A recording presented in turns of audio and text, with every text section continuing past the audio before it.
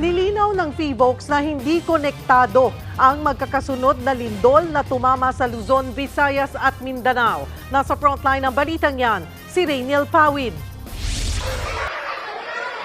Lord God, Lord, ako mga anak, Lord, Jesus, Lord God, Lord.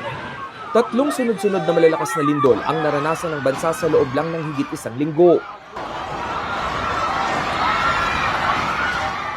Pero paglilinaw ng PHIVOLCS, hindi konektado ang mga pagyanig na to. Paliwanag nila ang kakadiskubre lang na Bogo Bay Fault ang gumalaw sa Bogo City, Cebu, kaya nagkaroon ng magnitude 6.9 na lindol. Habang ang nag-trigger naman sa magnitude 4.4 na lindol sa La Union ay ang Philippine Fault. Philippine Trench naman ang nagpayanig sa baybayin ng Manay, Davao Oriental na nasa magnitude 7.4. Yung mga active faults natin are independent from each other unless they're very close to each other. Pwedeng magkaroon ng what we call the stress transfer. But in this case, masyado na pong malayo. Normal din daw ang pagyanig sa Pilipinas lalo't bahagi ito ng Pacific Ring of Fire.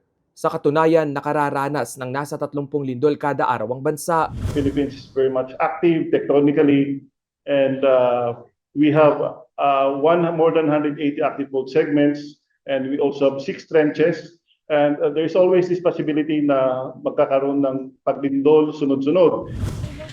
Babala ng PHIVOLCS sa publiko huwag maniwala sa anumang earthquake prediction na nakikita online. Wala pa raw equipment o device na makatutukoy kung kailan at saan tatama ang lindol. Ipinag-utos naman ni Pangulong Bongbong Marcos ang agarang pagresponde sa mga apektado ng lindol sa Davao Oriental.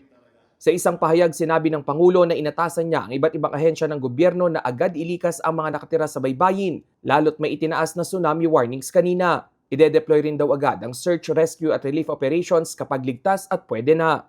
Panawagan ng Pangulo sa mga naapektuhan ng lindol maging alerto at kalmado at sumunod sa mga otoridad. Nagbabalita mula sa Frontline, Rainiel Pawid, News 5. Mga kapatid, Cheryl Hosing po. Maging maalam at may pakialam sa mga napapanahong issue at headlines. Mag-follow at mag-subscribe na sa social media pages ng News 5.